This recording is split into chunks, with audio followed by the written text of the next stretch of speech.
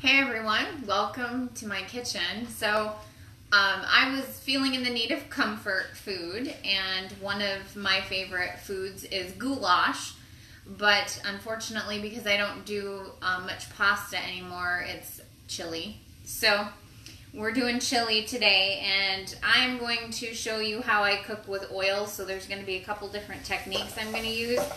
So the first thing that I did was, because I'm trying to use up and be socially distant and shelter in place, I didn't have a ton of fresh ingredients.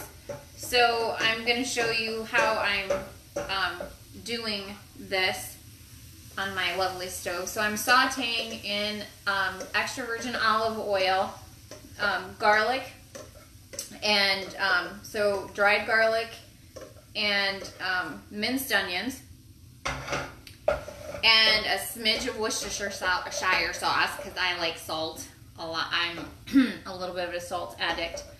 So I do love salt. So I'm sauteing this up to get a little bit of the flavors in, and then I used oregano oil, 2 drops of oregano oil, 2 drops of basil oil, and 2 drops of cilantro.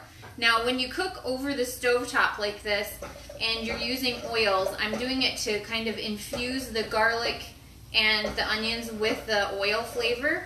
But when you cook over top of an open flame, and obviously the pot is open, what happens is that your essential oils are volatile, meaning they diffuse rapidly into the air. So when I add heat to it, it actually comes out into the air much quicker. So it's very aromatic, smells amazing, and it's very therapeutic because the fastest way into my system, right, is through my blood-brain barrier, past my blood-brain barrier. So aromatically is the fastest way into my blood system, or into my system. So I'm getting a lot of really great health benefits from basil, oregano, and cilantro just by inhaling it and breathing it in. So I let that saute for just a few minutes, and I don't do a lot of beef. So I mean, you do what you do for chili. I do ground turkey. Since I'm not a huge beef person, it's more of a digestive thing than anything for me. So I had some frozen ground turkey, and because I'm using shelf-stable items and not fresh items, I will cook this meat up and then throw in my tomatoes and black beans, because black beans have high protein. And so I do high protein, low carb, typically. So I'm gonna blend these together. All right. Now when I add in the tomatoes and the beans, and I'm using my lovely chopper, I love this thing, to get this small. When I use my canned tomatoes, now preferably I would use them from my garden, but I don't have them here. Any that I may have had, I left with my parents at my grandpa's. So I can't even tell you if there's any left, because we love canned goods.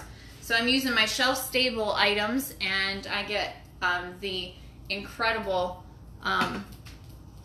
canned items from Aldi's because I love the price point. And then my black beans. So I'm going to let this do its thing, and I have the dessert already started.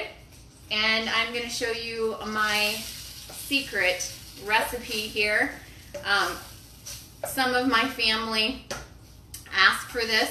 One of my clients specifically asked for this last week, and so this week I'm actually putting it together. So wild orange brownies, and I will not technically see them on Thursday, but I will be at my client's location on Thursday. And I will deliver these, and they will come in after I'm gone and pick them up. So maintaining that social distance. So I have my brownies already mixed up. They're ready to go in the oven, except I leave the wild orange essential oil for the last thing that I include before putting it into the oven, so that it maintains and captures as much of that essence as possible. So I'm going to throw in about 8 drops of wild orange. Now the 8 drops of wild orange in the brownie batter, I use 8 drops because orange is a very mild flavor, okay? And I use 8 drops once again because it is a volatile ingredient and it will actually dissipate quickly. So I want to capture that in there. So I'm going to use, as my chili meat is cooking up here, 1, 2, and sometimes it comes out faster than others, about a 45-degree angle, 7, 8. There we go, something like that. So if I get a little bit more or a little bit less, when I do peppermint brownies, those are the second popular. When I do peppermint brownies, I don't do as much because peppermint is a lot stronger. So I usually do 4, and others say, oh my goodness, 4, that's a lot. So they'll do 1 or 2 drops of peppermint. I happen to love the peppermint flavor. Now this will taste exactly like those whack-a-balls. If you ever get the opportunity to try one of those orange whack-a-balls that are sold, I get mine at Menards around the holiday time, whack the ball, and you can get different flavor, but my favorite is the orange or the toffee.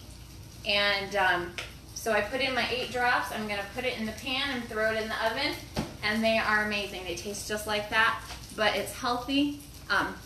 Well, as healthy as chocolate can be, but I have the essential oil in there, and it's got some healthy properties. So anyway, I hope you enjoyed seeing the little excerpt as I'm making chili and wild orange brownies. So using 3 essential oils in the chili, cilantro, oregano, and basil.